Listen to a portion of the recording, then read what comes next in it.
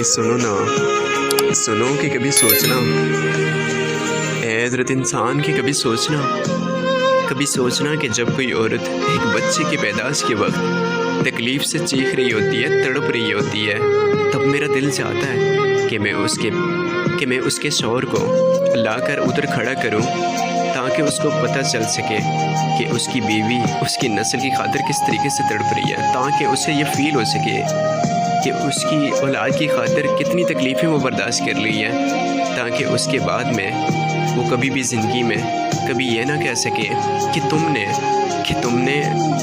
किया है मेरी खातिर, तुमने मेरी औलाद को पैदा करके कोई अनोखा काम तो नहीं किया, ताकि कभी ये ना कह सके कि घर से निकाल देना और तलाक़ की धमकी दे देना।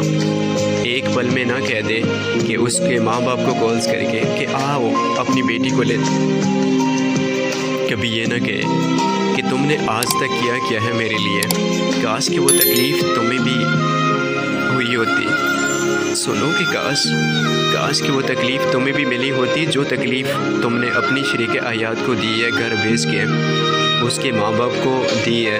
अपने शरीक अयाद को समझना नहीं है तो समझाना सीख लीजिए। उठकर अपनी माँ बाप की बातों में आकर मारने वाला इंसान कभी दिलेर नहीं हुआ करता। उस बेचारी को भी पूछो कि प्यारी जान बात क्या हुई थी। वो तुम्हारी माँ हर पसंद और नापसंद की नहीं जान सकती है। याद रखना कि वो तुम्हारी माँ की पसंद या नापसंद को नहीं जान सकती है, क्यों ना कि वो तुम्हारी माँ 70 साल की हो और वो बेचारी 20-25 साल की है। तो तकलीफ़ देने से सब ठीक नहीं हुआ करता, प्यार से होता है। याद रखना कि तकलीफ़ों से किसी भी चीज़ का सलूशन नहीं होता, प्यार से हुआ करता है। अगर तुम अपनी शरीक अयाद के माँ बाप को बुरा कहते हो तो अपने माँ बाप के लिए भी अच्छे की उम्मीद मत रखो। इज़्ज़त दोगे तो इज़्ज़त लोगे। जहाँ इज़्ज़त के लायक आपके माँ बाप हैं, वहीं हकदार आपकी बीवी भी है। गिनती के मर्द अपनी बीवियों के कंधे पर बैठा कर रखते हैं। याद रखना कि कुछ गिनती के लोग होते हैं जो अपनी वाइफ को कंधे पर बैठा के रखते हैं, और ये ज़िम्मेदारी नहीं बल्कि तरबियत का आले मसाइल होती है।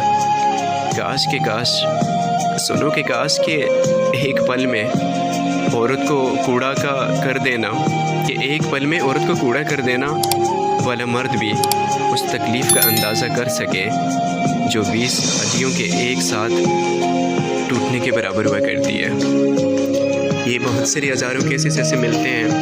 पहले पसंद की शादियाँ होना, फिर उस बेचारी की इज़्ज़त को लूटने के बाद फिर उस बेचारी की फीलिंग्स की कत्ल करना और उसको डिवोर्स देना या घर से निकाल देना, या फिर किसी को नया किसी को शिकार बनाना, तो ये हमारे इस्लाम में नहीं है। कोशिश करें कि समझना सीखिए, समझाना सीखिए। ये प्रॉब्लम्स तब भी सॉल्व होगी कि एक मोमिन के लिए गुस्सा हराम है। अगर किसी भी मामला का आप सॉल्व चाहते हो, सोल्यूशन चाहते हो, तो अपने घरों में नमाज कायम कीजिए।